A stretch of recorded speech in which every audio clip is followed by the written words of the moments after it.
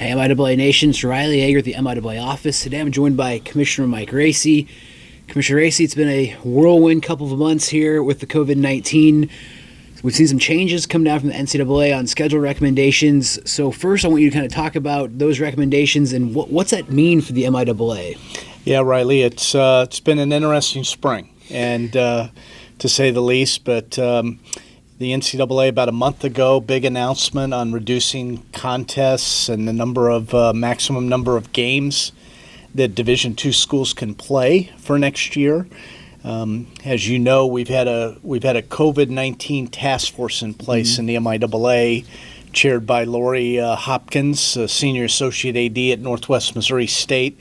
That group got together, started looking at issues that we needed to address. But, the NCAA decision, Ryley, I think it's the right decision for Division II athletics. Our universities are facing just, it's uncertain, unprecedented economic conditions on campus. State budgets have been cut. State revenue's been reduced. Questions about enrollment for next year. So the NCAA made some decisions. They're going to put everybody on a level playing field. We're going to reduce some contests in every sport. It's going to help institutions with their budgets. It's going to help athletic departments manage trips and costs and time on the road. And it's going to be an opportunity for schools that facing uncertain times on how they need to comply with health restrictions related to COVID-19. That's going to cost money, so this opens up some resources that schools can use. It's not fun for student athletes. You're a former student athlete. You know our students love to compete. Our coaches love to compete. But I think it's a sensible thing. It's a reasonable approach. Every sport saw a reduction.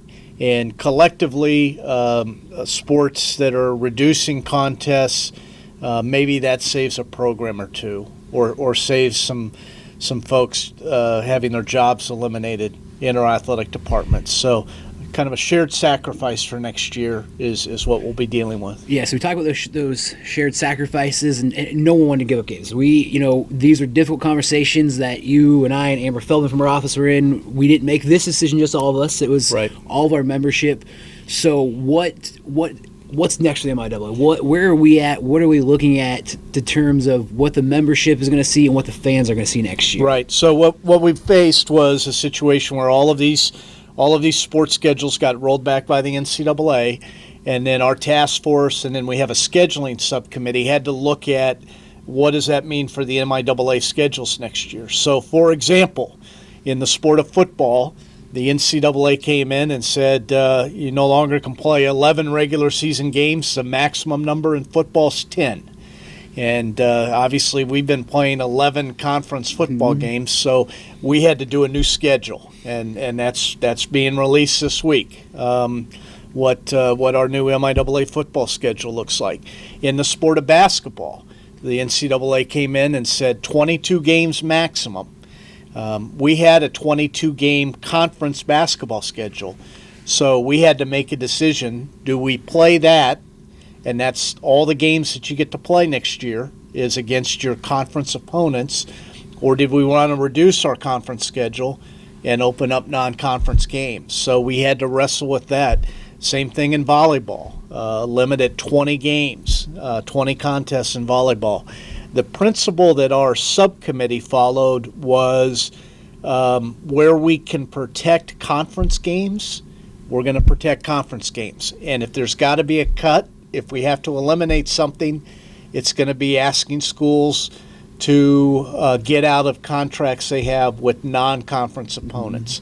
We're putting the highest priority on games against conference schools, and I get it. For some schools, it may mean they're making a further trip than they did against some non-conference opponents. But we're going to be smart about this, but we're also going to maintain the integrity of our conference schedules next year, and that is what's been prioritized. So our football teams will play 10 conference football games. Our basketball teams will play 22 conference basketball games. There'll still be a few exhibitions or scrimmages against Division I or NAIA opponents that can happen early season. Volleyball is going to play 20 conference volleyball games. The baseball and softball schedules don't change a lot, but both of those sports got cut significantly. Baseball got cut back to 40 games. I think softball to 46.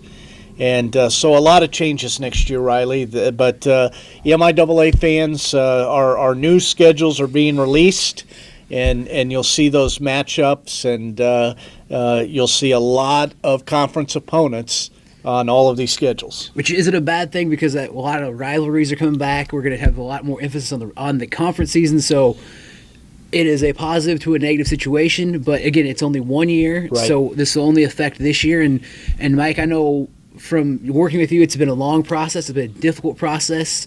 There's still a lot to go, but it's been great to see your leadership. I think the conference appreciates it, so it'll be interesting to see until we get on the playing fields. But to know that we do have sports coming back, I think is a good thing. So I agree.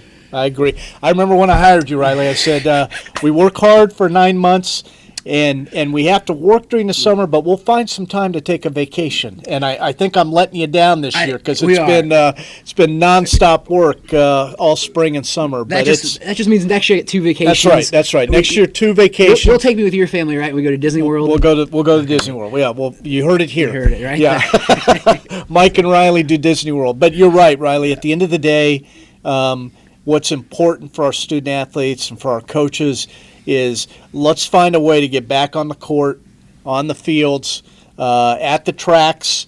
Let's let our student athletes and coaches do what they're really talented at doing, and that's showcasing the great competition we have in the MIAA. And we're full speed ahead. We can't wait for the fall season. It's going to look different. We're going to be playing fewer games, but as you said, at least we're playing. Yeah, at least we're playing. Well, Mike, thank you very much for sitting down, telling our fans about this. And fans, you can see those schedules, as Commissioner said. They're going to come out throughout the week. Check the MIAA website at themiaa.com or the social media platforms for all those. Thank you for joining us, and bring your A game.